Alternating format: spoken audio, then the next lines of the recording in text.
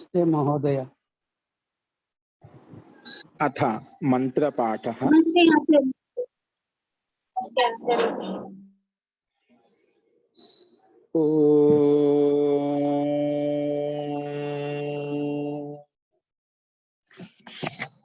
सहनाववतु सहनौ भुनक्तु सह वीर्यं करवावहै तेजस्विनावधीतमस्तु मा विद्विषावहै। ओम शांति शांति शांति।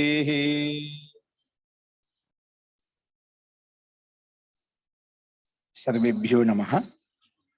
अंदरिकी नमस्कारम अंडी। మనము చతుర్థ అధ్యాయం చెప్పుకుంటున్నాము. అందులో కూడా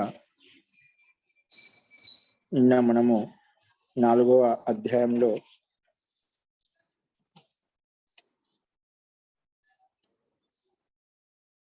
21 సూత్రాల వరకు చూశాము. అందులో ఏం చెప్పుకున్నామంటే కేవలం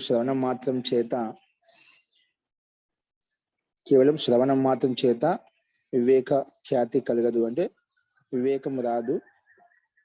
దాన్ని మననము చింతనము నిధిధ్యాసం చేసినప్పుడే మనకు వివేక జ్ఞానం కలుగుతుంది, వివేక వైరాగ్యం కలుగుతుంది. ఎలాగంటే ఇంద్రస్య దృష్టాంతం అని చెప్పుకున్నాము. ఇంద్రుడు విరోచనుడు ఇద్దరు ప్రజాపతి దగ్గరికి వెళ్ళి బ్రహ్మోపదేశం ఆత్మోపదేశం తీసుకున్నప్పుడు ఇంద్రుడు ఆ చెప్పిన ఉపదేశం మననం చింతనం చేసి యథార్థంగా తెలుసుకొని ఆత్మలాభాన్ని పొందగలిగాడు. కానీ విరోచనుడు మాత్రము దాని మననము నిరుధ్యాసనం చేయకుండా కేవలం శ్రవణం చేసి దాని చింతన ఆలోచన చేయకుండా వెళ్ళిపోయినందుకు అతనికి ఆత్మప్రాప్తి కలగలేదు అని చెప్పుకున్నాము. తర్వాత ప్రణతి బ్రహ్మచర్య ఉపసర్పణాన్ని కృత్వ సిద్ధి బహుకాల తద్వత్.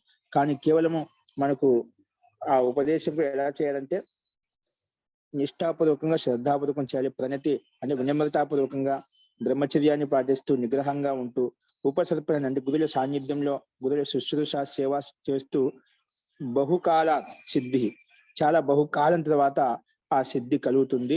గురువులకు సేవ చేయాలి అని చెప్పుకున్నాము. అంటే కేవలం బహు దీర్ఘకాలం వరకు సేవ చేస్తుంటే మనకు ఈ వివేకం కలుగుతుందా, వివేక లాభం కలుగుతుందా అంటే లేదు.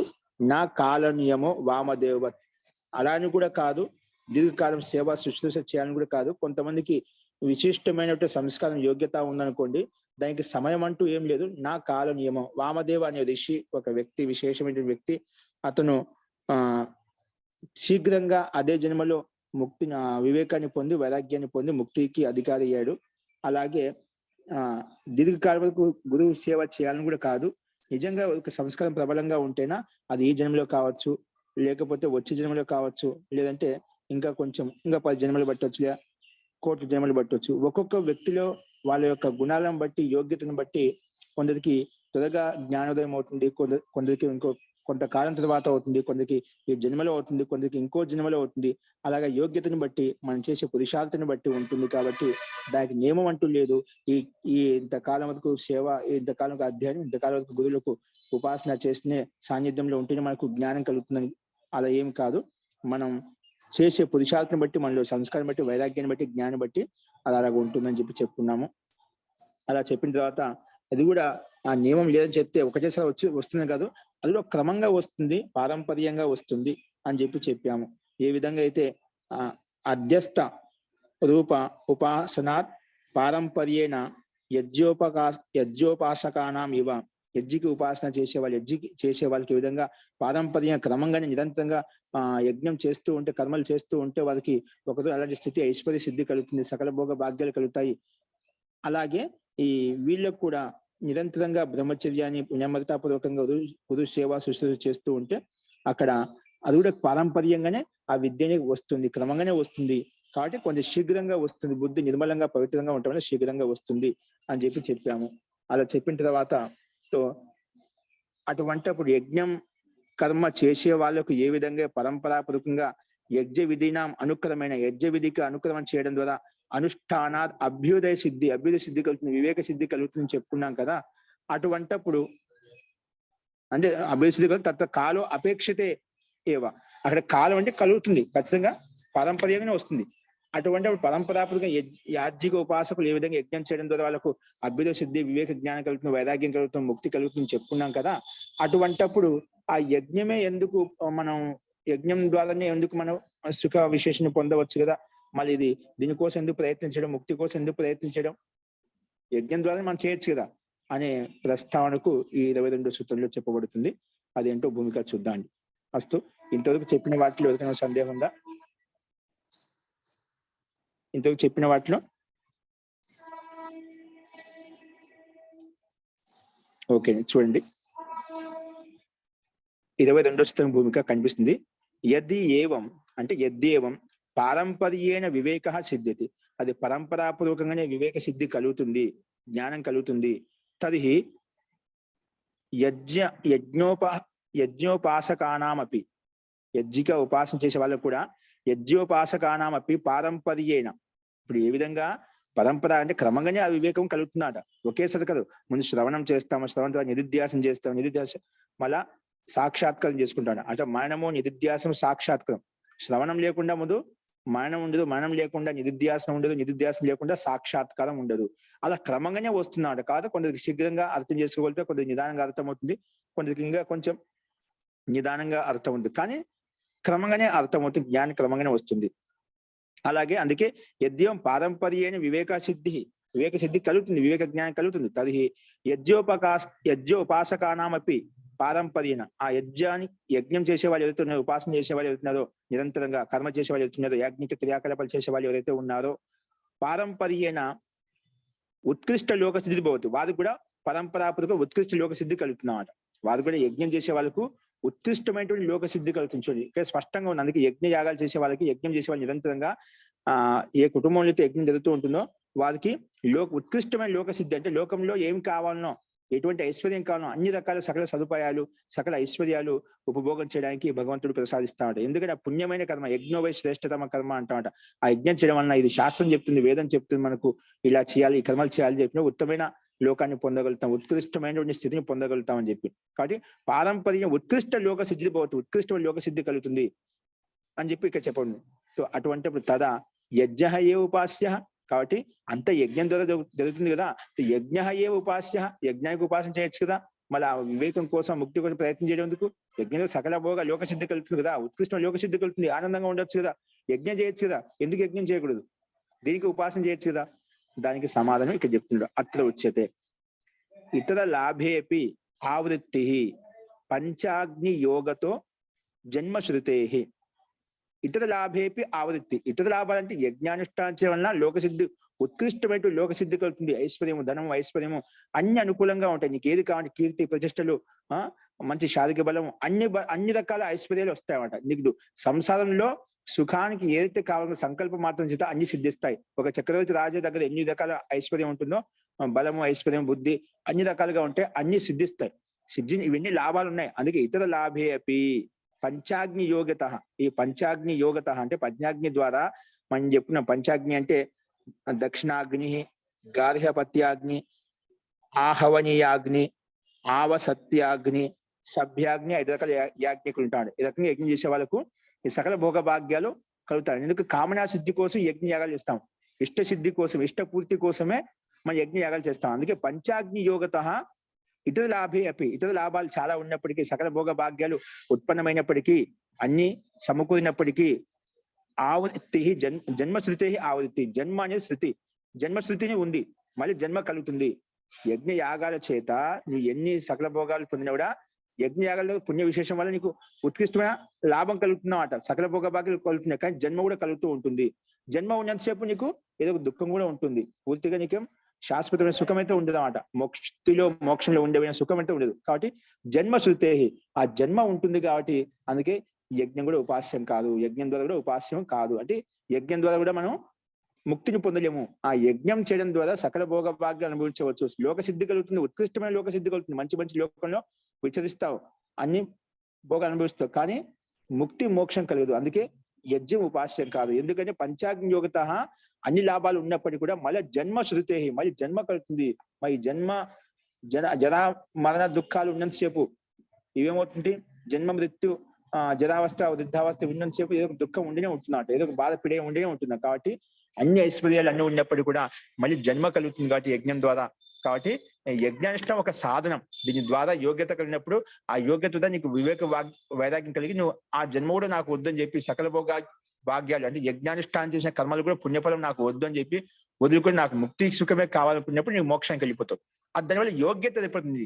ఆ యోగ్యత మనం తీసుకోవాలి అని చెప్పి. కాబట్టి యజ్ఞ ఏ ఉపాస్యని ప్రశ్నించినప్పుడు యజ్ఞ ఉపాస్యం కాదు. ఆ యజ్ఞం ద్వారా ఏమవుతుంది, మళ్ళీ జన్మ శృతే ఆవృత్తి, మళ్ళీ ఆవృత్తి అని జన్మశృతి, మళ్ళీ జన్మ తిరిగి వస్తాం, మళ్ళీ జన్మ బంధనం ఉంటుంది, మళ్ళీ జన్మ మృత్యు అంటే జన్మ సంసార చక్రంలో మళ్ళీ జన్మ అనేది కలుగుతూ ఉంటుంది. కాబట్టి ఇది మనకి యజ్ఞం ఉపాస్యం కాదు. వివేకం ద్వారానే మనకు ముక్తి కలుగుతుంది. వివేకమే మనకు ఉపాస్యము. వివేకాన్ని సంపాదించుకోవాలి. వివేక వైరాగ్యం చేత ముక్తి కలుగుతుంది అని చెప్పి చెప్పబడుతుంది. చూడండి భాష్యం. యజ్ఞానుష్ఠానేన ఖలు ఉత్కృష్ట లోక ప్రాప్తౌ అపి. యజ్ఞానుష్ఠానం యజ్ఞయాగాలు చేయడం వలన ఉత్కృష్టమైన లోక ప్రాప్తౌ అపి, లోక ప్రాప్తి కలిగినప్పటికీ కూడా లోక ప్రాప్తౌ అపి భవతి తతః ఆవృత్తి. ఉత్కృష్ట లోక ప్రాప్తి కలిగినప్పుడు కూడా ఆవృత్తి భవతి, మళ్ళీ ఆవృత్తి వస్తుంది. ఏ ఆవృత్తి? జన్మావృత్తి. అంటే పంచాగ్ని యోగత జన్మ శృతి. ఎందుకు పంచాగ్ని యోగం వల్ల మళ్ళీ జన్మ కలుగుతుంది. మనకు శాస్త్రం చెప్తున్నమాట. పంచాగ్నిలో యాజ్ఞికులు ఏదైతే ఉన్నదో సకల భోగాలు, సంసార సుఖం శాంతి సుఖం కావాలంటే, ఐశ్వర్యం కావాలంటే, సకల భోగ భాగ్యాలు అనుభవించాలంటే నీకు ఈ యజ్ఞ యాగాలు చేయాలన్నమాట. అందుకే పంచాగ్ని యోగత జన్మ శృతే. చూడండి, పంచాగ్ని యోగత పునర్జన్మ శ్రూయతే. ఈ పంచాగ్ని యోగం వలన, పంచాగ్ని చేయడం వలన ఏమవుతుంది, జన్మ మళ్ళీ కలుగుతుంది. అంటే ఇతర లాభాలు ఉన్నాయి. అందుకే ఉత్కృష్ట లోక ప్రాప్తో, ఉత్కృష్ట లోక సిద్ధి కలిగినప్పటికీ కూడా కాబట్టి ఆవృత్తి, మళ్ళీ ఆవృత్తి వస్తుంది. అంటే జన్మ మళ్ళీ కలుగుతుంది. జన్మ కలిగిందంటే మళ్ళీ దుఃఖం ఉంటుంది, దుఃఖం ఉంటే మళ్ళీ జన్మ ఉంటుంది. అంటే జన్మ మరణ దుఃఖము, జన్మ మృత్యు దుఃఖం అలాగా ఆవృత్తి అనేది నడుస్తూ ఉంటుంది.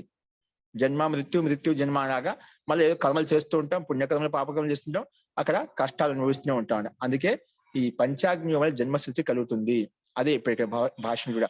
అసౌ వావ లోకో గౌతమాగ్ని, అసౌ వావ లోకో గౌతమాగ్ని, యోషా వావ గౌతమాగ్ని, యోషా వావ గౌతమాగ్ని తస్యాహ ఆహుతి గర్భే సంభవతి. తస్యాహ ఆహుతి చేసిన ఆహుతి వల్ల, చేసిన యజ్ఞయాగాల వల్ల ఏదైతే ఆహుతి ప్రదానం చేసే దాని పుణ్య విశేషం వల్ల నీకు మళ్ళీ సకల భోగ భాగ్యాలు కలిగినప్పుడు గర్భం సంభవతి. మళ్ళీ గర్భం అంటే మళ్ళీ జన్మ, మళ్ళీ గర్భావస్థలోకి వస్తూ జన్మ తీసుకొని మళ్ళీ ఈ జన్మ మరణ చక్రం అనేది నీకు నడుస్తూ ఉంటుంది. కాబట్టి గర్భ సంభవతి అని చెప్పి జన్మ చాందోగ్యోపనిషత్తుకి చెప్పడం అన్నమాట. చూడండి, అదే విషయం చెప్పే ఇక్కడ.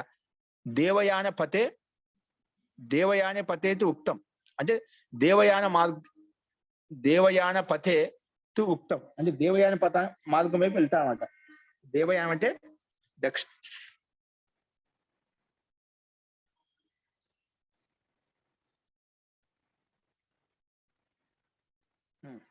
దేవయాన పథే ఉక్తం. అంటే దేవయాన మార్గం. మళ్ళీ దేవయానం అంటే ముక్తి యొక్క మార్గం వెళ్ళకుండా నువ్వు తిరిగి వచ్చేస్తావు. దేవయానంలో వెళ్ళిన వాళ్ళు ఏమవుతుంది, ముక్తికి వెళ్తారు, తిరిగి రాదు. ఈ విషయంలో భీష్మ పితామహుడు గురించి చెప్తాం, కథ విని ఉన్నాం మనం. భీష్మ పితామహుడు శరశయ్య మీద పడి ఉన్నప్పుడు ఆయన ప్రాణం వదలకుండా అలాగే పెట్టాడు. అంటే దేవయాన మార్గం అంటే ఉత్తరాయణ మార్గం వచ్చేంత వరకు ఆయన ప్రాణం వదిలిపెట్టలేవాడు. ఎందుకంటే దేవయానంలో ప్రాణం వదిలిపెడితే ఏమవుతుందంటే మళ్ళీ తిరిగి రాదు, మళ్ళీ జన్మ అంటూ ఉండదు అన్నమాట. అందుకే ఆ దేవయానం వచ్చేంత వరకు, అంటే ఉత్తరాయణం వచ్చేంత వరకు ఆయన అలాగే ప్రాణాన్ని నిలబెట్టుకో ఉన్నమాట. ఆ శక్తి అనేది అఖండ బ్రహ్మచారి కాబట్టి ప్రాణం వదిలేకుండా ఆ ఉత్తరాయణ మార్గం ఎప్పుడు వచ్చిందో అప్పుడు ప్రాణం వదిలిపెట్టాడు. అంటే దేవయానంలో వెళ్ళిపోయాడు. దక్షిణాయనంలో ప్రాణం వదిలిపెడుతుందో వాళ్ళు ఒక జన్మ ఉంటుందన్నమాట.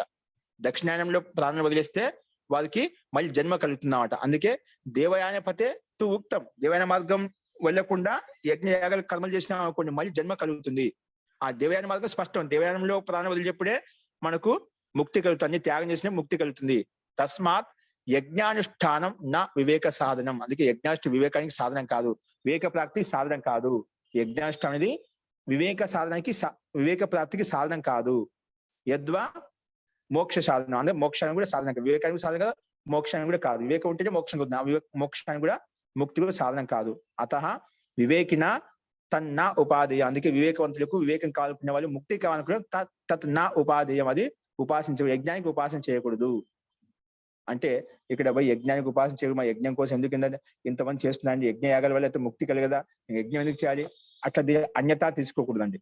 దీన్ని ఇలా అది మోక్షాన్ని పోల్చుకొని చెప్తున్నామాట. ఆ రకంగా నీకు ఇది కాదు. నీకు సకల భోగభాగ్యాలు కలిగినప్పటికీ కూడా ఆ సకల భోగభాగ్యాలు పుణ్యం చేస్తున్నావు అంటే నీకు పుణ్య విశేష ఫలం దొరుకుతున్నావు. మళ్ళీ జన్మ తీసుకుంటూ ఉంటావు. జన్మ తీసుకుంటే మళ్ళీ దుఃఖం అనేది తప్ప, జన్మ దుఃఖం అనేటివి నీకు సంభవిస్తుంటే మృత్యు అనేది వస్తూనే ఉంటుంది. జన్మ ఉందంటే మృత్యు ఉంటుంది, మృత్యు ఉంటే మళ్ళీ జన్మ ఉంటున్నమాట. అటు జన్మ చక్రం అనేది జన్మ మృత్యు చక్రం నడుస్తూనే ఉంటున్నమాట. అంటే ఆ జన్మ రాహిత్యం కలగాలి అంటే, జన్మబంధం సంసార చక్రం తొలగించుకోవాలి అంటే అది ఒక సాధనం తీసుకొని దాని తర్వాత వివేకాన్ని వైరాగ్యాన్ని పొంది, అది కూడా నాకు వద్దు, ఆ యజ్ఞానుష్ఠాన ఫలం కూడా నాకు వద్దని చెప్పి త్యాగం చేసినప్పుడు నీకు ముక్తి యొక్క సుఖం కలుగుతుంది అని ఆ రకంగా అర్థం చేసుకోవాలి. కానీ దీన్ని ఇక్కడ యజ్ఞానుష్ఠానం నా వివేక సాధనం, యజ్ఞానుష్ఠానం వివేకం పొందడానికి మోక్షాన్ని పొందడానికి సాధనం కాదు.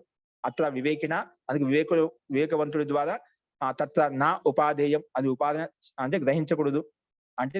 అంటే అలా అనుకోకూడదు. ఏదైతే ఉత్కృష్ట స్థితిని పొందారో, ఉత్తమ సంస్కారాన్ని పొందారో, ఉత్తమ వైరాగ్యాన్ని పొందేదో వాళ్ళు దాన్ని కూడా అక్కడ వదిలేసి ఒక మెట్టు, అది అంతవరకు వెళ్ళడానికి, పై లక్ష్యం వరకు వెళ్ళడానికి అది ఒక మెట్టు, అంతవరకు సాధనంగా ఉపయోగించుకునే అది కూడా వదిలేసి మనం అక్కడే ఉండకుండా ముందుకు వెళ్ళిపోవాలి అని చెప్పి చెప్పడం కోసం అట. కాబట్టి ముక్తి విషయంలో మనం ఉత్కృష్టమైన స్థితి గురించి మాట్లాడుకుంటాం. ప్రారంభంలో చెప్పుకున్నాం ఈ యజ్ఞ యాగాల ద్వారా నీకు సకల భోగ భాగ్యాలు కలిగినప్పటికీ, ఎంత కలిగినప్పుడు కూడా ఉత్కర్షాదపి, ఈ యజ్ఞ యాగాల ద్వారా యజ్ఞానుష్ఠానం ఎంత ఉత్కర్షం కలిగినప్పటికీ త్రివిధ దుఃఖాత్ అత్యంత నిరోధః ఉత్కర్షాదపి మోక్షస్య సర్వోత్కర్ష శృతి అని చెప్పి 5వ సూత్రం చెప్పిన ప్రారంభంలో. నీకు ఎంత ఉత్కృష్టమైన ఉన్నతి కలిగినప్పుడు, యజ్ఞ యాగాల వల్ల సకల భోగభాగ్యాలు కలిగినప్పుడు, ఉత్కృష్టమైన నీకు చక్రవర్తి సామ్రాజ్యం ఎలా ఉంటుందో, చక్రవర్తి రాజకీయ విధంగా నీ సదుపాయాలు సక్రమంగా ఉంటాయో, అలాంటి అన్ని ఐశ్వర్యాలు ఏం కావాలంటే నీకు క్షణ సంకల్పమాతాన్ని సిద్ధిస్తాను, సేవకులు వచ్చేసి అన్ని రకాలు నీకు చేరుస్తున్నారు. కీర్తి ప్రతిష్టలు అన్ని ఉన్నాయి, బుద్ధి బలము శక్తి సామర్థ్యం అన్ని ఉన్నాయన్నమాట. ఎక్కువనే ఊహించుకున్నాం. రెండు ఉన్నప్పటికీ ఉత్కర్షాదపి మోక్షస్య సర్వోత్కర్ష శృతి, మోక్షమే అత్యంత ఉత్కృష్టమైన స్థితిని సంపాదిస్తుంది, శాశ్వతమైన నిరంతరంగా సుఖాన్ని అందిస్తుంది, ముక్తి యొక్క సుఖాన్ని పరమాత్మక ఆనందాన్ని కలిగేస్తుంది. కాబట్టి అదే మనకు ఆ వివేకం కోసం, ఆ ముక్తి కోసం ప్రయత్నించాలి. ఈ యజ్ఞానుష్ఠానం ఒక సాధనంగా తీసుకొని దాని ద్వారా దాన్ని బేస్ చేసుకుని ఆ వివేకాన్ని పొంది ఆ సామర్థ్యం వస్తుంది. కాబట్టి ఆ సామర్థ్యం చేత వివేకాన్ని పొంది ఆ వివేకం ద్వారా మనం మొత్తం త్యాగం చేయగలుగుతాం. త్యాగం చేసి మనము మోక్షాన్ని పొందవచ్చు. కాబట్టి ఆ రకంగా అర్థం చేసుకోవాలి. వస్తు ఈ రకంగా వివేకిన తత్ నా ఉపాధి. అందుకే వివేకవంతులకు అది యజ్ఞాష్టమే, సాధన కాదు. అందుకే సన్యాసికి ఏం చెప్పారు, అందుకే ఎటువంటి కర్మలు బంధం లేదండి, అన్ని త్యాగం చేయాలంట. లోకేష్ణ వ్యక్తేసినప్పుడు ఏ విధంగా త్యాగం చేస్తాడో అలాగే యజ్ఞ యాగాలు కానీ ఇవన్నీ కానీ ఏం దానికి బాధ్యత ఉండవు, మొత్తం త్యాగం చేసినామట. ఆ కేవలం నిష్కామమైన పరమాత్మ సాన్నిధ్యం నిరంతరంగా అభ్యాసం చేయడము, ఆ పరమాత్మ లీనం కావడం, పరోపకారం చేయడం అంట. అదే ఆయన ఉద్దేశం అంట. అక్కడ ఎటువంటి బంధనాలు ఉండవట అతనికి. అందుకే మొత్తం త్యాగం చేశాం. యజ్ఞ యాగాలు చేయడం ఆయనకు ఎటువంటి బాధ్యతలు లేవు. గృహస్థుడికి బాధ్యతలు లేవు, వానప్రస్థికి బాధ్యత ఉంది, బ్రహ్మచారికి బాధ్యతలు ఉన్నాయి. కానీ ఒక సన్యాసికి మాత్రం ఏం ఉండదు అనమాట. అందుకే లాస్ట్ లో ఇది శిఖా బంధన కూడా అది తీసివేయబడుతుంది అన్నమాట. సో అన్ని పూర్తిగా సంపూర్ణ అన్ని త్యాగం చేస్తామట. అంటే పుణ్యం వద్దు నాకు, పాపం వద్దు, పాపం అసలుకే వద్దు, పుణ్యం కూడా వద్దు నాకు. కాబట్టి అన్ని త్యాగం చేస్తాడు. కాబట్టి అందుకే బ్రహ్మమయం అయిపోయి ముక్తికి అధికారి కావడానికి ప్రయత్నం చేస్తూ ఉంటాడు అనమాట. అస్తుతో యజ్ఞ యాగాల వలన మనకు పంచాగ్ని వలన అనేక లాభాలు కలిగినప్పటికీ కూడా జన్మ ఆవృత్తి జన్మశృతి, మళ్ళీ జన్మ అనేది మళ్ళీ కలుగుతుంది. కాబట్టి యజ్ఞం మనకు లక్ష్యం కాదు, యజ్ఞం ఉపాధేయం కాదు, గ్రహించవలసింది కాదు, అని వదిలేయాలి అని చెప్పాం. కింటు అది ఏ రకంగా వదిలేయాలి అంటే అది చెప్తున్నాడు. విరక్తస్య హేయ హానం ఉపాధేయ ఉపాదానం హంస క్షీరవత్.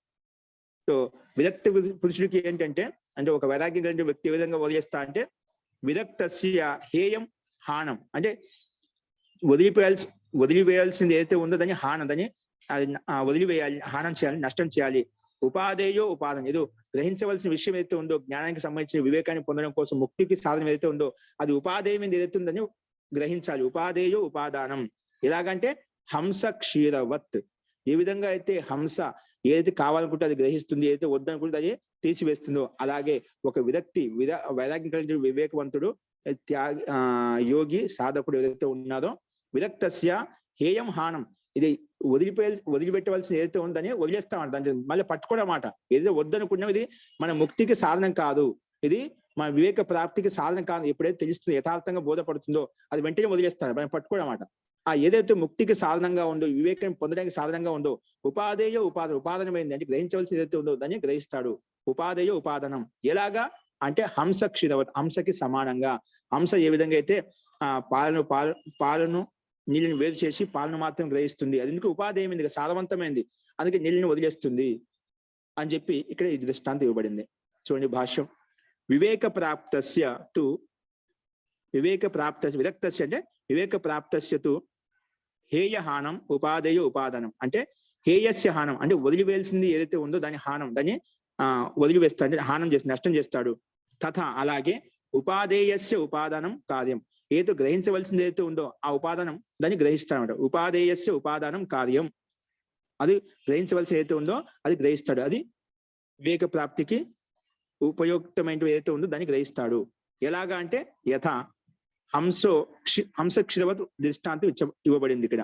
ఎలాగంటే యథా హంసో జలమిశ్రితం దుగ్ధం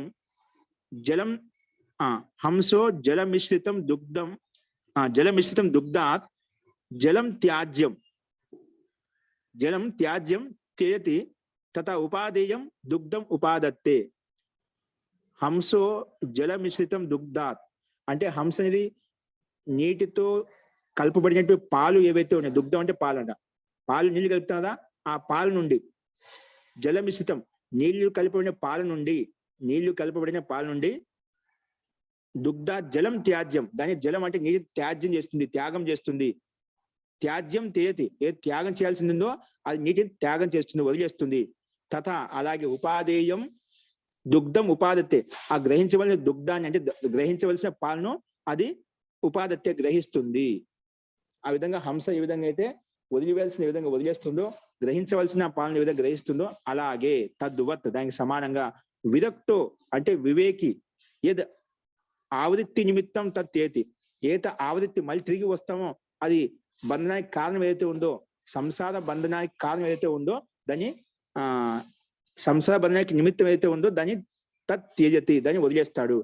యద్ విమోక్ష సాధనం తద్ ఉపాదత్తే, విమోక్షానికి అంటే ముక్తికి సాధనం అయితే ఉందో, వివేకం పొందడానికి ఏదైతే సాధనం అవుతుందో దాన్ని తద్ ఉపాదత్తే, దాన్ని గ్రహిస్తాడు. అంటే వివేకవంతుడు. అంటే ఇప్పుడు మన యజ్ఞ యాగాల వల్ల ఏమవుతుంది, మనకు మళ్ళీ జన్మశుద్ధి కలుగుతుంది, సకల భోగ భాగ్యాలు కలుగుతున్నాయి. ఇది దీంట్లో ఆనందం ఉంది, సౌఖ్యం ఉంది అని చెప్పి అన్ని సకల భోగ్యాలు బాగా అనుభవించవచ్చని మనం అనుకున్నాం అనుకోండి, ఆ జన్మ కలుగుతూనే ఉంటున్నమాట. కాబట్టి ఆవృత్తి నిమిత్తం అయితే ఉందో దాన్ని వివేకవంతుడు, వివేకం కలిగినప్పుడు వదిలేస్తాడా. ఏదో ఆవృత్తి నిమిత్తం సంసార బంధానికి ఆవృత్తి నిమిత్తానికి అయితే ఉందో, మళ్ళీ జన్మకు కారణం అయితే ఉందో తదు త్యజతి, దాన్ని త్యాగం చేస్తాడు. యద్ విమోక్ష సాధనం, విముక్తి మోక్షానికి సాధనం ఏదైతే ఉందో దాన్ని తదు ఉపాదత్తే, అది గ్రహిస్తాడు. కాబట్టి విరక్తమైనటువంటి గ్రహించాల్సిన గ్రహిస్తాడు, వదిలేయాల్సిన వదిలేసి ముక్తి వైపు వెళ్తాడని చెప్పి మనకు స్పష్టంగా అర్థమవుతుంది. ఎలాగంటే ఇంకా దానికి ఇంకా చెప్పామట యత, ఎందుకంటే లబ్ధాతిశయ యోగా తద్వత్, లబ్ధాతిశయ యోగాత్ అంటే లబ్ధాతిశయ యోగాత్ తద్వత్ అంటే పైన చెప్పిన హంస క్షీరవత్. లబ్ధ అంటే పొందాడు, అంటే వివేకం పొందాడు అనమాట. లబ్ధ అంటే ఏంటి పొందాడు, లబ్ధ అంటే పొందడం అనమాట. ఏం పొందాడు, అతిశయ యోగా అంటే అత్యంత వివేకం చేత అత్యంత యోగం అంటే వివేకం పొందడం కోసం సాధనం ఏదైతే ఉందో, గ్రహించవలసి ఏదైతే ఉందో గ్రహించాడు కాబట్టి ఆ వివేకాన్ని పొందడమాట. అది అతిశయ యోగం, అత్యంతంగా యోగం ద్వారా, అత్యంతంగా దాన్ని ఉపాసన చేయడం ద్వారా, వివేక ప్రాప్తి కోసం సాధనాలు ఏవైతే ఉన్నాయో వాటి సాంగత్యం చేత, వాటి సంబంధం చేత వాటి యొక్క ఉపాసన చేయడం ద్వారా అతిశయ యోగం కలిగింది అతనికి. అందుకే లబ్ధాతిశయ యోగా తద్వత్. ఎలాగంటే హంస క్షిరకి సమానంగానే, అంటే హంసకి సమానంగానే. చూడండి భాషను చూడండి. విరక్తోహి అంటే వివేకే లబ్ధాతిశయ యోగో భవతి, అంటే విరక్తుడికి అంటే విరాగం కలిగిన వ్యక్తికి, సంసారం పట్ల విషయాల పట్ల వ్యక్తి విరాగం కలిగిందో అంటే విరక్తుడయ్యాదో, అంటే వివేకం కలిగిందో, సంసారం పట్ల విషయ వాసన పట్ల సాంసారిక క్రియాకలాపాల పట్ల మనకు విరక్తి కలిగింది అనుకోండి, అప్పుడే వివేకం ఉత్పన్నం అవుతుంది. వివేకం ఉత్పన్నింది కాబట్టి విరక్తి కలిగింది అన్నమాట. అందుకే విరక్తోహి అంటే వివేకే లబ్ధాతిశయ యోగో భవతి, అత్యంత వివేకం ఉత్పన్నం అవుతుంది, అత్యంత ఉత్కృష్టమైన జ్ఞానం ప్రాప్తం అవుతుంది. కాబట్టి అది త్యాజ్యమే ఏదైతే దాన్ని త్యాగం చేస్తాడు, గ్రహించవలసినది గ్రహిస్తామట. అందుకే లబ్ధ అతిశయ యోగో భవతి. తేన అత్యంత అంటే ఎక్కువ ఉత్కృష్ట జ్ఞానానికి ఉత్కృష్టమైన స్థితి కలిగిందన్నమాట. అంటే దాని నుంచి లేశం మాత్రం కిందికి రావడానికి అవకాశం ఉండమాట. అంటే అత్యంత ఉత్కృష్టమైన యోగం కలిగిందంట, అంటే ఉపలబ్ధి కలిగింది, అంటే జ్ఞానోదయం కలిగింది అనమాట. లబ్ధ అతిశయ యోగే భవతి, లబ్ధాతిశయ యోగే భవతి. ఏంటి? తేన వివేకే అతిశయ యోగో యుక్తి, అంటే యోగ్యత ప్రాప్త, అంటే ఆ వివేకానికి అత్యంత ఉత్కృష్టమైన యోగ్యతనే కలిగింది. అది ఇప్పుడు ఇక్కడ వివేకే అతిశయ యోగం. ఆ వివేకం అంటే అతిశయ యోగం. ఇప్పుడేంటి? జ్ఞానం ఇప్పుడే కలిగిందండి. జ్ఞానం కలిగిన దాన్ని పరిపక్వత చెందిన విధం అనమాట. ఇప్పుడు అభ్యాసం యోగాభ్యాసం చేస్తున్నాం. యోగాభ్యాసం చేసినప్పుడు ఇప్పుడే మన మనసు బాగా కుదుట పడుతుంది, స్థిరపడుతుంది. కానీ అది పరిపక్వత కలగాలి అంటే, అది ఒక ఎప్పుడు కావాలంటే అప్పుడు కూర్చున్నప్పుడు ఆ స్థితిని పొందాలి అంటే, సమాజ స్థితిని పొందాలి అంటే మనకు దానికి పరిపక్వత స్థితి కావాలి, అధికారయుక్తం కావాలన్నమాట. అధికారయుక్తమైనప్పుడే మనకు పూర్తిగా దాని మీద పటుత్వం ఉంటుంది, నైపుణ్యం ఉంటుంది అన్నమాట. కాబట్టి అదే విషయాన్ని ఇక్కడ ప్రస్తావించారు. ఇక్కడ వివేకే అతిశయ యోగం అంటే వివేకానికి అతిశయమైనప్పుడు, అత్యంత పరిపక్వత చెందినప్పుడు యుక్తి యోగ్యత, అంటే యోగ్యత అనేది ప్రాప్త, యోగ్యత లభిస్తుంది. అంటే స్థిరంగా ఎప్పుడు కావాలంటే అప్పుడు నువ్వు పరమాత్మ లీనం చేయొచ్చు. నీ మనసును పరమాత్మ యొక్క ఆనందాన్ని లీనం చేయొచ్చు. ఆత్మలో నీ మనసు లీనం చేయవచ్చు. కాబట్టి అతిశయ యోగం అంటే యుక్తి, అంటే యుక్తి యోగ్యత ప్రాప్త, యోగ్యత కలుగుతుంది. తస్మిన్ విరక్తే వివేకస్య అంటే వివేచనస్య పృథక్ పృథక్ వస్తు జ్ఞానస్య హేయో ఉపాధేయయో, అంటే హేయమైంది వదిలివేయాల్సింది, ఉపాధేయ గ్రహించవలసింది, పృథక్ పృథక్ కారణస్య యోగ్యత భవతి, అంటే ఏ వస్తువు ఎలాగైతే ఉందో, ఏ పదార్థం ఎలాగైతే ఉందో, ఏదైతే గ్రహించవలసిందో దాన్ని గ్రహిస్తాడు. ఏ వస్తువు గ్రహించాలో ఆ వస్తువును గ్రహిస్తాడు. ఏ వస్తువు గ్రహించడానికి వీలు కాదు, అది యోగ్యమైనది కాదు, దాన్ని వదిలివేస్తాడు అనమాట. అంటే అలాంటి వివేకం కాదా? ఇప్పుడు ఏ విధంగా హంసవత్ అని చెప్పారు, తద్వత్ అంటే హంస పాలకు పాలు, నీళ్లకు నీళ్ళు ఏ విధంగా వేరు చేస్తుందో, ఇది ఉపాధేయమైంది, ఇది గ్రహించవలసింది, ఇది హానం, ఇది ఉపాధేయం కాదు, అంటే ఇది నీరు మనం తీసుకోకూడదు, తత్వమే తీసుకోవాలి, సారాంశం తీసుకోవాలి, ఏదైతే ఉందో ఆ రకంగా నీరక్షిర వివేకి హంస ఏ విధంగా వేరు చేస్తుందో, అలాగే వివేకవంతుడు వైరాగ్యం కలిగిన వ్యక్తి సంసార విషయాల పట్ల వెళ్ళి క్షణికమైనవి, తాత్కాలికమైనవి అని హేయమైనవి అని చెప్పి, ఈ యజ్ఞానుష్ఠాలు కూడా హేయమైనవి అని చెప్పి, ఇక్కడ హేయం అంటే నిందాత్మక కాదు, అది మన లక్ష్యం కాదు, ముక్తికి సాధనం కాదు అని చెప్పి దాన్ని వదిలేస్తాడు. వదిలేసి పుణ్యకర్మం యొక్క ఫలం కూడా నాకు వద్దని చెప్పి వదిలేసి ముక్తి సాధనం కోసం ప్రయత్నం చేస్తాడు. అలాగా యథార్థంగా స్థిరం, ఇది ఉపాధేయమైంది, ఇది హానం చేయవలసింది, అంటే ఇది హేయమైంది, ఇది ఉపాధేయమైంది. హేయం అంటే వదిలేయవలసింది, ఉపాధిని గ్రహించవలసింది. అలా యథార్థంగా ఆ వస్తువు యొక్క పరిజ్ఞానం కలుగుతుంది ఆ వివేకవంతుడికి. వివేకం అంటే వేరు చేయడం అంట. ఇది ఆత్మ వేరు, పరమాత్మ వేరు, ఈ పాంచభౌతిక శరీరం వేరు, ఆత్మ భిన్నంగా ఉంది, శరీరం కంటే భిన్నమైంది ఆత్మ అని పూర్తి ఎవరైతే తెలుసుకుంటారో అప్పుడే ఆ వివేకం కలిగినప్పుడే నీకు ముక్తికి అధికారం అయిపోతామండి. ముక్తికి పొందడానికి మనం అధికారం అవుతాం అనమాట. అదే విషయాన్ని ఇక్కడ చెప్పబడుతుంది. అందుకే అలాంటి వివేకం కలుగుతుంది. విరక్తి అంటే విరక్తి కలిగినట్టు, వివేకస్య అంటే వివేకశీలుడు అంటే విచారశీలుడు ఏదైతే ఉన్నారో, పృథక్ వస్తు జ్ఞానస్య అంటే ఈ వస్తు ఇది వేరు అని యథార్థం తెలిసిందో, పృథక్ అంటే వేరు వస్తు జ్ఞానస్య హేయో ఉపాధేయో, అది హేయమైంది, ఇది ఉపాధేయమైన గ్రహించవలసింది. అలాగా పృథక్ కారణస్య వేరు కారణాలు ఎప్పుడు తెలుసుకుంటారో అప్పుడు యోగ్యత కలుగుతుంది. అంటే విశిష్టమైన యోగ్యత, పరిపక్వత యోగ్యత, అంటే జ్ఞానస్య పరాకాష్ఠ, జ్ఞానికి ఉత్కృష్ట స్థితి కలుగుతుంది. ఎలాగంటే హంసవత్, అంటే హంసస్య యువ, హంసకి సమానంగా. హంస ఏ విధంగా యథార్థంగా తెలుసుకున్న సందేహం లేదు. ఇవి నీళ్లు తీసుకున్నా పాలు తీసుకుని వేరు చేసిన తర్వాత కూడా వేరు తెలుసు సామాన్యం, కానీ ఏది గ్రహించాలో తెలియనప్పుడు ఏమవుతుంది? అలాగే మనం చాలా విషయాలు ఇది వేరు చేసిన అది గ్రహించాలిదా కాదని వివేకం ఉత్కృష్టమైన స్థితి లేకపోయినా కూడా అక్కడ సమస్య అవుతుందన్నమాట. అట్లా ఏ విధంగా వేరుగా చేసిన తర్వాత ఏది గ్రహించాలని గ్రహించి, ఏది వదిలేయాలని వదిలేస్తే అలాగే మనకు ముక్తి యొక్క స్థితి, మనకు మోక్షం యొక్క స్థితి కలుగుతుంది అని చెప్పి ఇక్కడ అతిశయ యోగం అన్నప్పుడు, యోగ్యత అంటే వివేక స్థితికి అత్యంత పరాకాష్ఠ ఉత్కృష్టమైన స్థితి కలిగినప్పుడు ఈ స్థితి కలుగుతుంది. అంటే వస్తువు యొక్క పరిజ్ఞానం యథార్థంగా తెలిసింది అనేది మనం వేరుగా యథార్థం తెలుసుకున్నప్పుడు దానికి కావాల్సింది గ్రహిస్తాము, వదిలేస్తామని చెప్పి ఇది హంస క్షీరకి సమానంగా మళ్ళీ దృష్టాంతం చెప్పబడిందండి.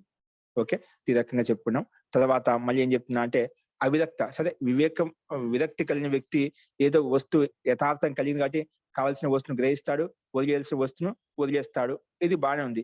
కానీ ఎవరికైతే విరక్తి కలగలేదో, ఎవరికైతే వైరాగ్యం కలిగింది, వైరాగ్యం వచ్చింది కాబట్టి విరక్తి కలిగింది కాబట్టి వదిలేస్తామంట, బాగానే ఉంది. ఎవరికైతే వైరాగ్యం కలిగదు, మరి వాళ్ళ పరిస్థితి ఏంటి? లబ్ధాతిశయ యోగం లేదు, అప్పుడు అటువంటి వ్యక్తి యొక్క పరిస్థితి ఏంటి, అటువంటి యొక్క స్థితి ఎలా ఉంటుంది, అది చెప్తున్నారు ఇక్కడ. అవిరక్తస్యతు అంటే అవిరక్తి అంటే ఎవరైతే విరక్తి కలగలేదు అంటే సంసార పట్ల వైరాగ్యం కలగలేదో అటువంటి వ్యక్తికి స్థితి ఎలా ఉంటుంది చెప్తున్నారు అన్నమాట. నా కామాచారిత్వం రాగోపహతే నా కామాచారిత్వం రాగోపహతే. ఎలాగంటే శూకవత్ దృష్టాంతం ఇచ్చాడు. శూక చిలుకకు సమానంగా నా కామాచారిత్వం రాగోపహతే, రాగంతో ఉపహతమైనప్పుడు, రాగంతో యుక్తమైనప్పుడు, రాగమోహాలతో యుక్తమైన రాగంతో సాంసారిక విషయాల పట్ల వ్యక్తులతో అనురాగం ఎక్కువగా ఉన్న, ప్రీతి ప్రేమ ఎక్కువైనప్పుడు ఏమవుతుందంట, కామాచారిత్వం నా అంటే యథేచ్ఛమైన కామాచారిత్వం ఉండదు. యథేచ్ఛమైన అంటే యథేచ్ఛ స్వచ్ఛత అనేది నీలో ఉండదు అనమాట.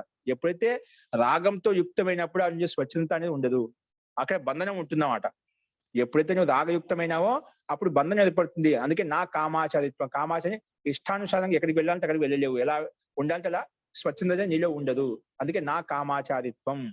ఎలాగంటే శూకవత్ చిలుక దృష్టాలు సమానంగా. చూడండి, ఆ చిలుక కొన్ని గుణాల వల్ల మాది ఎప్పుడు పింజరంలో బంధించబడుతున్నమాట. దానికి స్వచ్ఛంద ఎప్పుడు పింజరంలో ఉంటుంది. బాగా తిరిగి బయటికి వెళ్ళి వచ్చి స్వచ్ఛందంగా ఉండొచ్చు. కానీ ఆ పింజరంలో కొన్ని వస్తువుల పట్ల సకల భోగ భాగ్యాలు అక్కడ ఎక్కడైతే పింజరంలో బంధింపబడుతుందో అన్ని కలుగుతున్నాయట. ఆ కామన ఉంది కాబట్టి, ఆ రాగం ఉంది కాబట్టి, ఆ వస్తువుల పట్ల పదార్థం పట్ల ఏమవుతుంది, అది బంధింపబడుతున్నమాట. అంటే స్వచ్ఛందం కోల్పోతుంది. ఎల్లప్పుడూ 4 గోడల మధ్య ఆ పింజరంలో ఉండిపోతున్నమాట. అలాగే ఎప్పుడైతే ఏ వ్యక్తికి సాంసారిక విషయాల పట్ల అనురాగం ఉంటుందో, కోరిక ఉంటుందో, కామన ఉంటుందో అప్పుడు ఏమవుతుంది, రాగ ఉపహతమైనప్పుడు నా కామాచారిత్వం నా అంటే యథేచ్ఛమైన అంటే స్వచ్ఛంద అనేది ఉండదు. అక్కడే ఆ రాగ కారణంగా అలా బంధింపబడి ఉంటాడు. ఏ విధంగా చిలుక పింజరంలో బంధింపబడి ఉంటుందో అని చెప్పి ఇక్కడ చెప్పబడింది. చూడండి భాష్యం. రాగోపహతే అంటే అవిరక్త విరక్తి కలగలేదు ఎవరికైతే, అంటే వైరాగ్యం కలగలేదో అతడు అవిరక్త ఖలు రాగేన. దాన్ని ఓపెన్ చేసి రాగేన అంటే పరివృత్త, రాగంతో బాగా ఆరుడమైపోయాడు అనమాట. అంటే 4 వైపులా ఆక్రాంతుడు అయిపోయాడు. రాగేన పరివృత్త అంటే రాగస్య వశీభూత, రాగానికి వశీభూతుడు అయిపోయాడు. సాంసారిక విషయ వాసనల పట్ల, వస్తువుల పట్ల, పదార్థాల పట్ల, వ్యక్తుల పట్ల ఏవైతే పంచ జ్ఞానేంద్రియాలు, పంచ కర్మేంద్రియ సుఖాలు ఏవైతే ఉన్నాయో వాటి పట్ల వశీభూతుడు అయిపోయాడట. రాగేన పరివృత, రాగంతో పరివృత్తుడు అయిపోయాడు అంటే చుట్టుముట్టుకున్నాడట. అంటే రాగస్య వశీభూత, రాగానికి వశీభూతుడు అయిపోయాడు. తస్య అటువంటి వ్యక్తికి రాగో ఉపహతత్వే సతి, ఆ రాగం ఉపహతత్వే సతి, రాగమైనప్పుడు ఉపహతం అవడం వలన అటువంటి వ్యక్తికి రాగం అత్యంత ఉపహతం కావడం వలన, అంటే రాగంతో యుక్తం కావడం వలన ఉపహతే సతి, ఉపహతమైనప్పుడు అంటే యుక్తమైనప్పుడు కామాచారిత్వం నా, అంటే స్వచ్ఛత అనేది ఉండదు. ఈ విధంగా సుఖవత్. చూడండి, కామాచారిత్వం అంటే హేయస్య హానం, ఉపాదేయస్య ఉపాదనం అంటే వదిలివెలిసింది వదిలివేయటము, గ్రహించాల్సింది గ్రహించడము అనేది.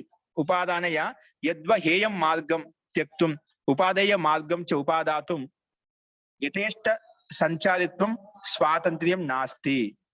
ఎలాగంటే సుఖవత్ రాగ వశీభూతత్వాలు. ఈ విధంగా సుఖం ఆ చిలుక రాగాన్ని వశీభూతం కావడం వలన స్వతంత్రంగా ఏ విధంగా పింజరం నుంచి బయటికి వెళ్ళలేకుందో, ఇష్టానుసారంగా స్వేచ్ఛానుసారం కామాచరణ స్వేచ్ఛగా ఎక్కడికి బయటికి వెళ్ళాలనుకుంటుందో, ఇష్టానుసారం ఏదైతే ఇష్టమైన పదార్థాలు గ్రహించాలి, తినాలనుకుంటుందో అది తినలేకపోతుందన్నమాట. స్వచ్ఛంగా తిరగలేకపోతుందన్నమాట. అందుకు స్వచ్ఛంత ఎందుకంటే ఆ రాగంతో యుక్తమైంది కాబట్టి.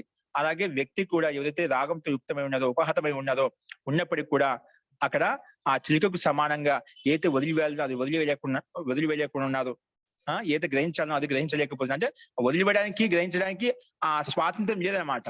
ఎందుకు ఆ పింజరంలో బంధింపబడింది, ఆ చిలుక విధంగా బంధింపబడి. అలాగే మనం సాంసారిక విషయ వాసన పట్ల మనం బంధింపబడి ఉన్నామట, కోరికలతో బంధింపబడి ఉన్నాం కాబట్టి మనకు ఆ కామాచారిత్వ స్వచ్ఛత అనేది లేదు.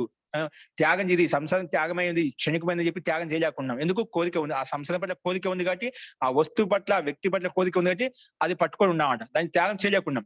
తెలుసు చాలా విషయాలు త్యాగం ఏంటివి, కొన్ని వస్తువులు కూడా పదార్థాలు మనకు నష్టం చేస్తున్నాయి, వ్యక్తులు కూడా మన ద్వారా కూడా మనం చాలా అత్యంత భోగ విలాసంలో లీనమైనప్పుడు మనం కూడా ఐశ్వర్యం కోల్పోతున్నాం, శక్తి సామర్థ్యం కోల్పోతున్నాం అని తెలిసినా కూడా మనం దాంట్లోనే లీనమైపోతున్నాం. ఎందుకు, రాగం ఉంది కాబట్టి. రాగంతో ఉపతమైనప్పుడు ఏమవుతుంది, ఏవైతే వదిలివేయలేము, ఏవైతే గ్రహించానో అవి గ్రహించలేము. అలా స్వచ్ఛంత ఉండేవంట. ఎందుకు, రాగంతో యుక్తమై ఉన్నాను కాబట్టి.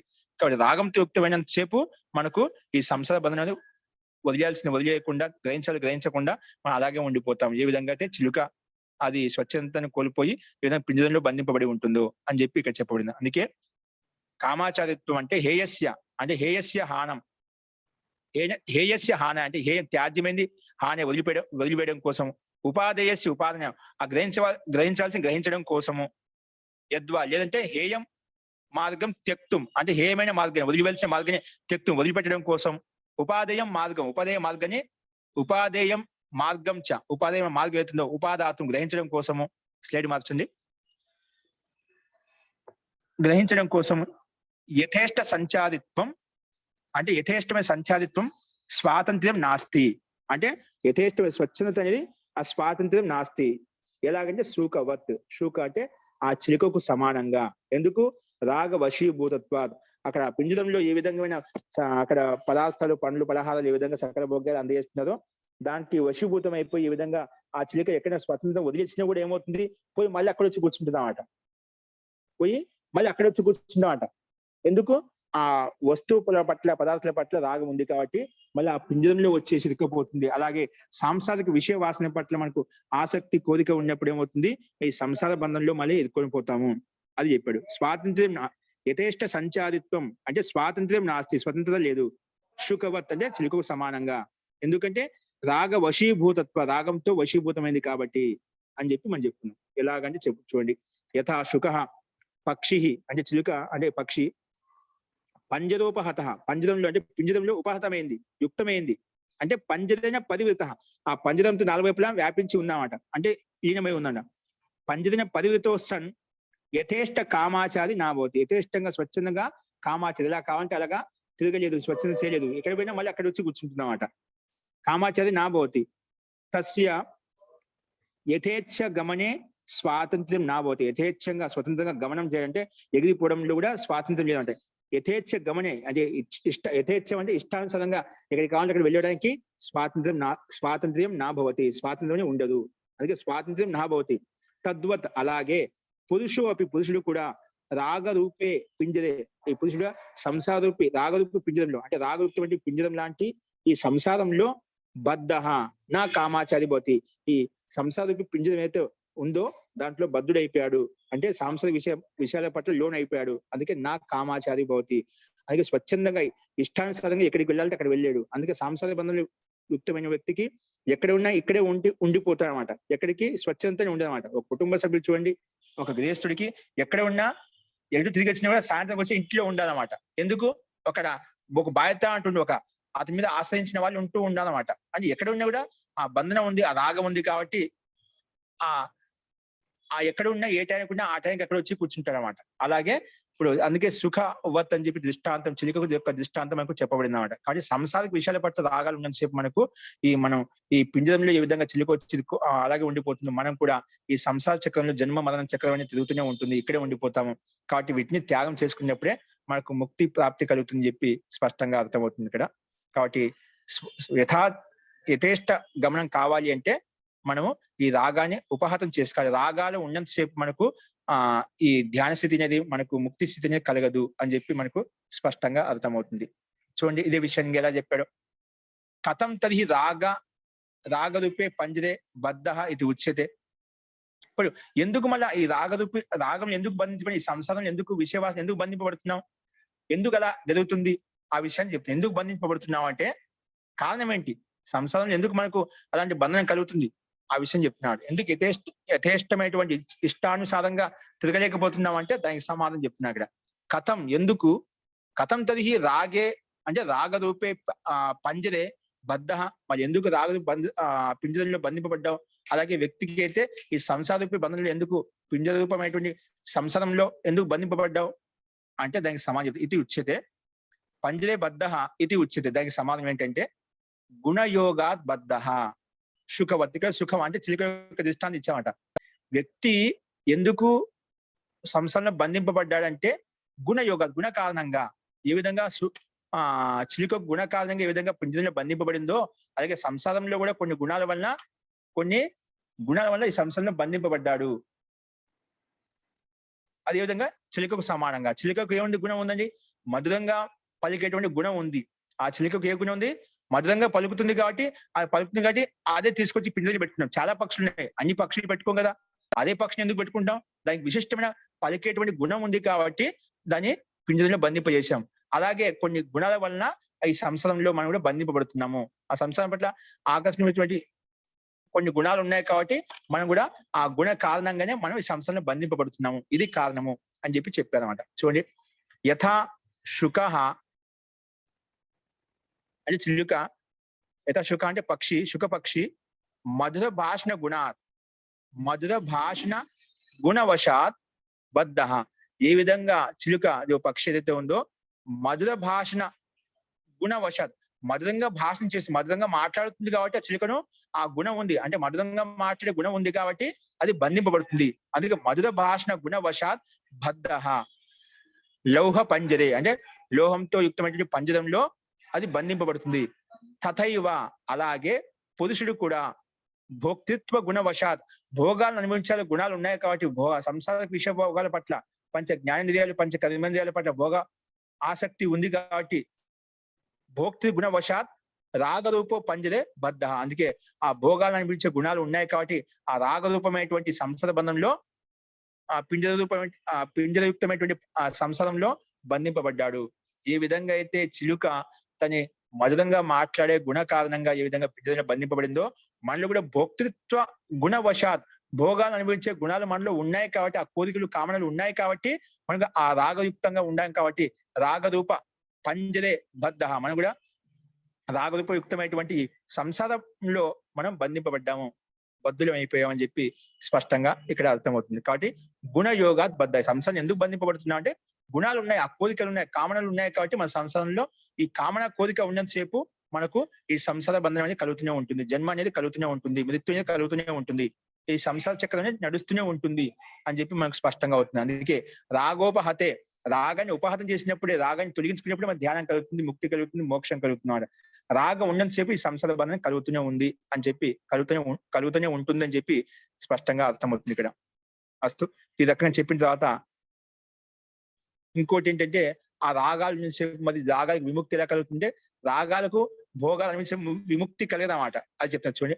పరంతు నా భోగాత్ రాగ శాంతి మునివత్. ఈ భోగాలను అనుభవిస్తూ పోతున్నా అనుకోండి ఉపశమనం కూడా కాదంట. నా భోగాత్ రాగ శాంతి. సరే ఏమన్నా ఈ భోగాలు అనుభవించగా ఏమన్నా శాంతి కలుగుతుందా, వాటి మీద విరక్తి కలుగుతుందేమో. అందుకే భోగాల నుంచి పారిపోవడం ఎందుకు? భోగాలు బాగా అనుభవించండి. భోగాలు అనుభవించి ఒకసారి ఎందుకు తినాలనుకుంటున్నాం, తినేస్తే అది అయిపోతుంది కదా, దాని మీద రాగ ఆసక్తి ఉండదు. కొంతమంది వ్యాఖ్య ఎలాగో చేస్తున్నామంట. ఇప్పుడు ఏదైతే కావాలనుకుంటే ఆ వస్తువు ఒకసారి తిన్నామంటే దాని మీద ఆకలి ఉండదు, దాని వల్ల ఆసక్తి ఉండదు. ఒకసారి భోగాలు అనుభవించవచ్చు కదా అనే దాని కూడా లేదు. భోగాలు అనుభవించదు కదా, నీకు భోగ శాంతి కలగదు, రాగ శాంతి ఉపశమనం కలగదు. ఒకసారి కదా ఒకటి అనుభవించే అయిపోతుందని, ఒకవేళ మీకు మనసులో కోరిక కలిగింది అనుకోండి, దాని మీద ఆసక్తి తొలగిపోతుంది అనుకున్నాం అనుకోండి, అది అలా కలగదు, విపరీతమైన స్థితి కలుగుతుంది. ఎందుకు చూడండి, నా భోగాలను అనుభవించడం ద్వారా నా భోగాత్ రాగ శాంతి కలగదు. ఇంకేమవుతుంది? ఎందుకంటే మునికి సమానంగా ఒక దృష్టాన్ని చెప్పాడు. ఒక ముని యొక్క దృష్టాన్ని చెప్పాడు.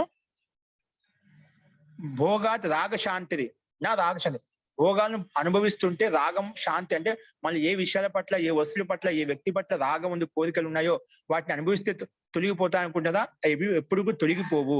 నా భోగాత్ రాగశాంతి ఎప్పుడు కలగదంట. ఎందుకు?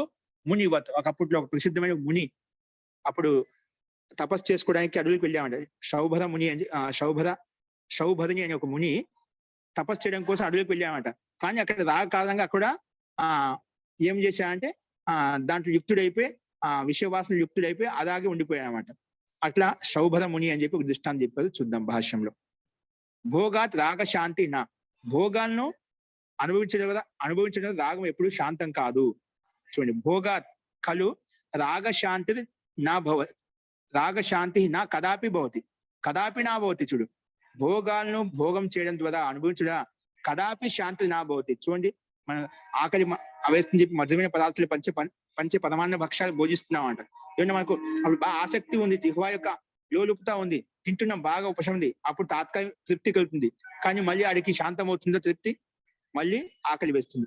అలాగే సాంసారిక విషయవాసనలు ఏవైతే ఉన్నాయో వాటిని భోగాలను అనుభవించే కొద్దీ మళ్ళీ ఇంకా బాగుందని చెప్పి మళ్ళీ తినాలని కోరిక పడుతుంది, మళ్ళీ తినాలని కోరిక పడుతుంది. అట్లా ఏదైనా కానీ విషయాలను భోగం చేసే కొద్దీ వాటి పట్ల రాగం ఆసక్తిగా పెరుగుతుంది కానీ శాంతం కావు. కాబట్టి ఆ భోగాత్ రాగశాంతి నా కదాపి భవతి, ఎప్పుడు అది శాంతం కాదు. ఎలాగంటే మునివత్ యథా సౌభరే మునేహే భోగాత్ నా రాగశాంతి జాత. సౌభర ముని అనే వ్యక్తికి ముని భోగం చేయడం వలన నా రాగశాంతి జాత, రాగశాంతి కలిగిందంట. అంటే ప్రసిద్ధమైన వ్యక్తికి తర్వాత రాగశాంతి తర్వాత కలిగిందన్నమాట, కానీ చాలా దీర్ఘకాలం పట్టిందన్నమాట. సౌభరే మునేహే భోగాత్ నా రాగశాంతి జాత. ఆ రాగశాంతి అనేది కలగలేదు, ఇప్పుడు ఉత్పన్నం కాలేదు. అంటే భోగాన్ని అనుభవిస్తూ పోతున్నాడు, అనుభవించే తగ్గిపోతుంది. చాలా మంది రాజులు కూడా చూసాం, కథలు వింటుంటామంట. భోగాలు అనుభవిస్తూ కానీ ఎప్పుడు రాగశాంతి కలగలేదు, రాగానికి ఉపశమనం కలగలేదన్నమాట. అందుకే సౌభర మునికి కూడా మునేది భోగాత్ నా రాగశాంతి జాత, రాగశాంతి కలగలేదు, ఉత్పన్నం కాలేదు. తదు ఉక్తం, అందుకే ఆయన ఏం చెప్పాడంటే సౌభరి ముని ద్వారా ఏం చెప్పబడిందంటే ఆ మృత్యుతో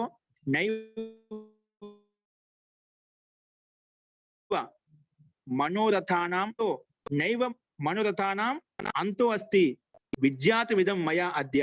ఆయన ఏం చెప్తున్నారు చూసి, సౌభరముని అని ఆయన ఒక రాజా అనమాట. తర్వాత అన్ని త్యాగం చేసి ముని అయిపోయామంట. ముని అంటేనే మౌనంగా తపస్సు చేసుకుంటూ ఈశ్వర ప్రాప్తి కోసం ప్రయత్నం చేస్తున్నామంట.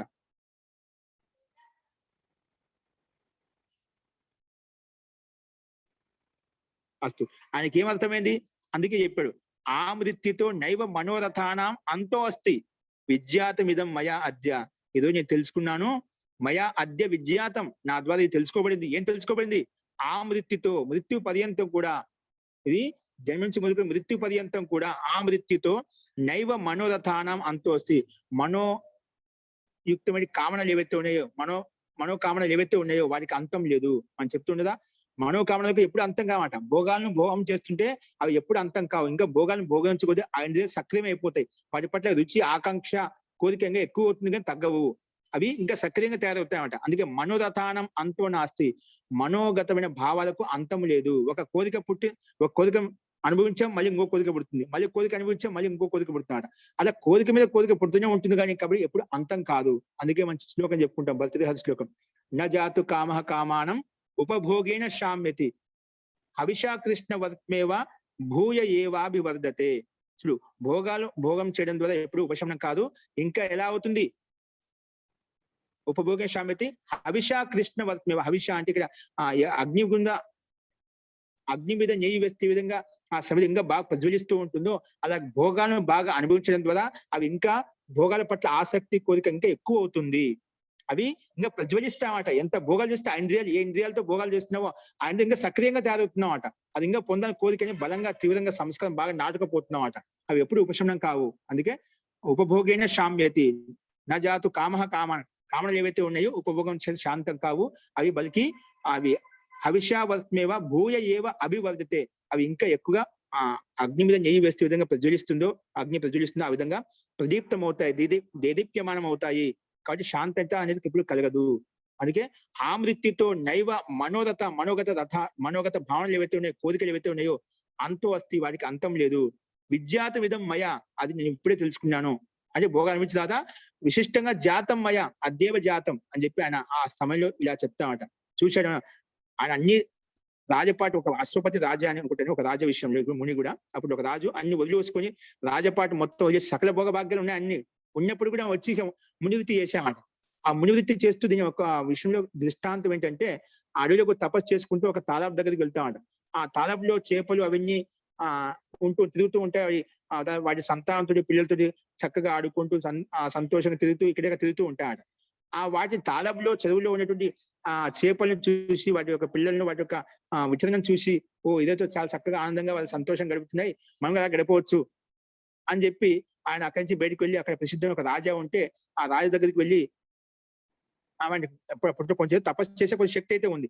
ఆ రాజు దగ్గర వెళ్ళి అడిగితేనే, ఆ రాజు నేను ఇట్లా కన్యని పెళ్లి చేసుకోవాలనుకుంటే రాజు తన కన్యని ఇచ్చి పెళ్లి చేస్తాడు అనమాట. రాజు ఆ మునికి కన్యని ఇచ్చి పెళ్లి చేసేస్తాడు. అప్పుడు అక్కడ ఉండి అక్కడ భోగాలు అనుభవిస్తూ పోతున్నాడు అనమాట, అనుభవిస్తూ అక్కడే ఉంటున్నాడు. ఆ భోగాల ఉపశమనం కలుగుతున్నా చూస్తే లాస్ట్ మృత్యు పర్యంతం కూడా ఆ భోగ శాంతి ఉపశమనం కాలేదు. అందుకే ఆ మృత్యు పర్యంతం ఆ మృత్యుత నైవ మనోరథానం అంతో వస్తుంది. నాలుగు మనలో కోరికల ఆకాంక్ష అయితే, ప్రీతి అయితే ఉందో, రాగం అయితే ఉందో అది అంతం కాలేదు, శాంతం కాలేదు.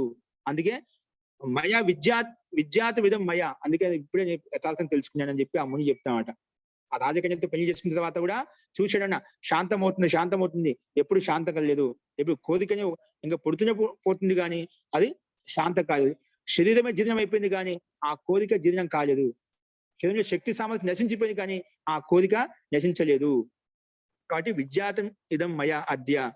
కాబట్టి మనోరథానం ఆసక్తి పరస్య చిత్తం న జాయతే వై పరమార్థ సంగి. కాబట్టి మనోరథ ఆసక్తి పరస్య, ఎవరికైతే మనోరథ అంటే మనోకామలతో ఆసక్తియుక్తమై ఉన్నాడో, మనోకామల ఆసక్తి ఉన్న చిత్తం ఏదైతే ఉందో, అటువంటి చిత్తం మనోకామలతో యుక్తమై ఉన్న చిత్తం ఏదైతే ఉందో నా జాయతే పరమార్థ సంగి, అటువంటి వ్యక్తి మనోకామలతో రాగంతో యుక్తమైనటువంటి మనసు చిత్తం అయితే ఉందో పరమార్థ సంగి, పరమాత్మ యొక్క సాంగత్యం ఎప్పుడు కలగదు.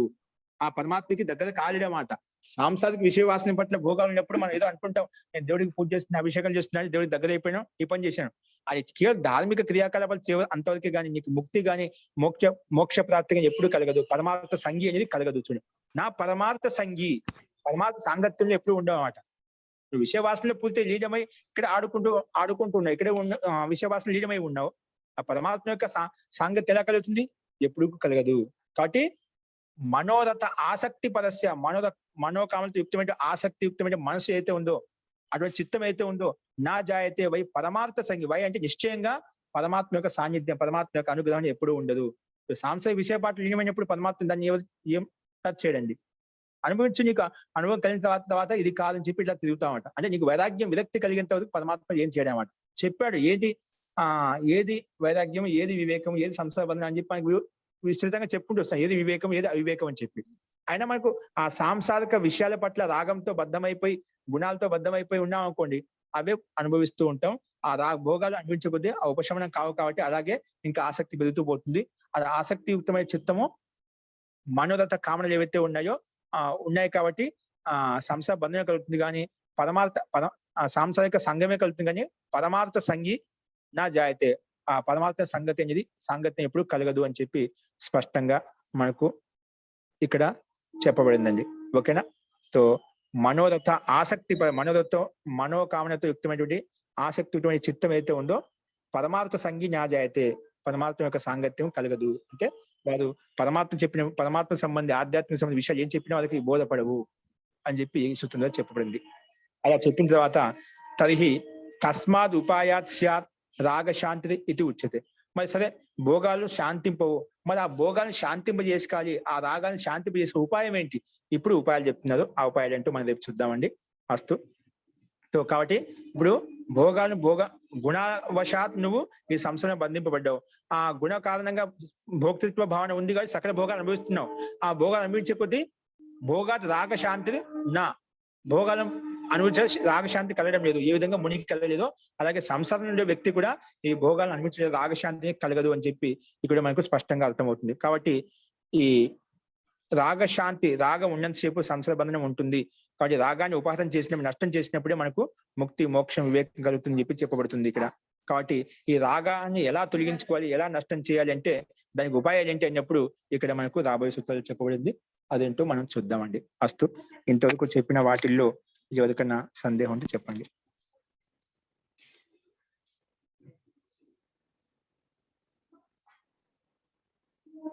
ఈ దృష్టాంతాలు నాకు తెలిసి కథావాచకంగా ఉన్నాయి కాబట్టి అన్ని స్పష్టంగానే ఉన్నాయి. అది మనకు అర్థమవుతుంది. ఒక శౌభర ముని అనే వ్యక్తి అన్ని వదిలేసి, గృహత్యాగం చేసి వదిలేసిన తర్వాత కూడా ఆ చెరువులో ఉన్నటువంటి చేపల సమూహాన్ని చూసి, వారి యొక్క సంతానం చూసి ఈ విధంగా స్వచ్ఛంగా విచరిస్తూ ఉండాలి, నేను అలా ఉంటా అని చెప్పి ఆశపడి ఆసక్తితో యుక్తమై ఒక రాజకన్య పెళ్లి చేసుకుని ఆయన ప్రయత్నం చేశాడు. అంతమవుతుందని చెప్పి సుఖాలను అనుభవిస్తూ ఉండగా ఆ స్వచ్ఛందత అనేది కలలేదు, రాగశాంతి కలలేదు అనేది మనకు స్పష్టంగా సౌభర ముని యొక్క దృష్టాంతంగా తెలుస్తుంది. ఆ సౌభర ముని దృష్టాంతే కాదు, మన సంసారం కూడా ప్రత్యక్షంగా చూస్తున్నాం. ఈ రాగాలు ఉన్నంతసేపు మనకు ఉపశాంతి అనేది కలగదు. అంటే రాగాల పట్ల ఆసక్తి పెరుగుతుంది కానీ వాటికి శాంతి కలగదు. అందుకే మనం దోషాలు చేస్తూ పోతున్నా, సంసారంలో దోషాలు చూస్తూ ఉన్నమాట. భోగాలను అనుభవించే కొద్దీ వాటి పట్ల ఆసక్తి పెరుగుతుంది కానీ ఉపశమనం కాదు. ఆ ఉపశమనం ఎలా కలుగుతుంది అనేది మనకు రేపు చెప్పుకున్న అంశాలు, ఎలా ఉపశాంతి కలుగుతుంది. కాబట్టి వాటి కోసం మనం ప్రయత్నించాలి. అస్తు.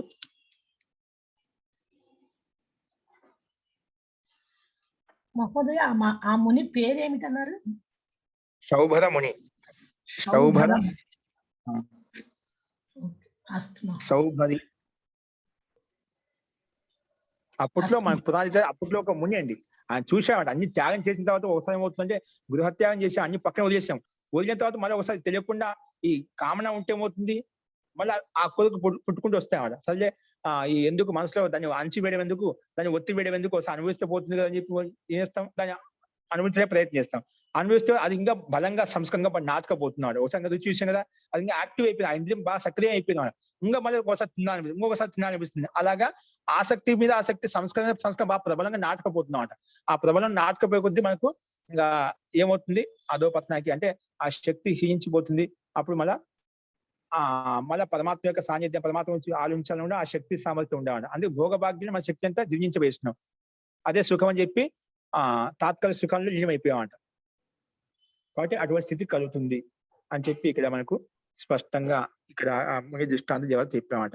లేదు అన్ని వదులుకొని రావడం ఏంటి, మళ్ళీ రాజకన్యతో వివాహం చేసుకోవడం ఏంటి, మళ్ళీ అక్కడే ఎందుకంటే ఇప్పుడు కొన్ని రోజులు సాధన తపస్సు చేసినా కొన్ని శక్తి అయితే కలుగుతున్నాం అంటే సామర్థ్యం కలుగుతున్నామట.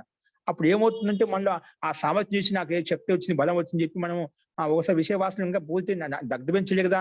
మళ్ళా అప్పుడు ఉండే స్థానికులు నేను బాగా కీర్తి ప్రతిష్టలతో సకల భోగ భాగ్యాలతో నీకు బాగా అందజేస్తామట. స్థాని మనం యోగ దర్శనం చెప్పుకున్నామట.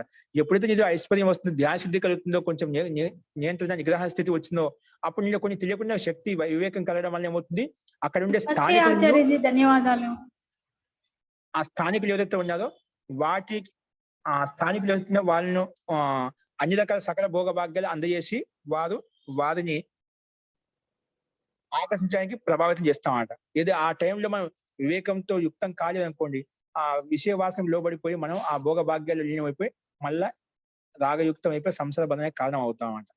కాబట్టి ఒకసారి అలాంటి స్థితి మనకు కలుగుతుంది. కాబట్టి అటువంటి స్థితిని మనం తొలగించుకోవాలి. అది వివేకం ద్వారా సాధ్యం అవుతుంది. ఆ వివేకానికి ఉపాయం ముందుకు చెప్పుకున్నాం. ఇక్కడ అదే ఉపాయం కొన్ని చెప్తారు, అవి వింటూ మనం చూద్దామండి. అస్తు.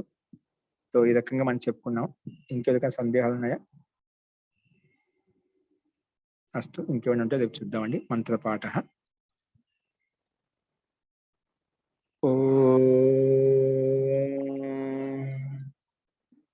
సర్వే భవంతు సుఖినః, సర్వే సంతు నిరామయాః, సర్వే భద్రాణి పశ్యంతు, మా కశ్చిద్ దుఃఖభాగ్ భవేత్. ఓం శాంతి శాంతి శాంతి. సర్వేభ్యో నమః. అందరికీ నమస్కారం. సర్వేభ్యో నమః.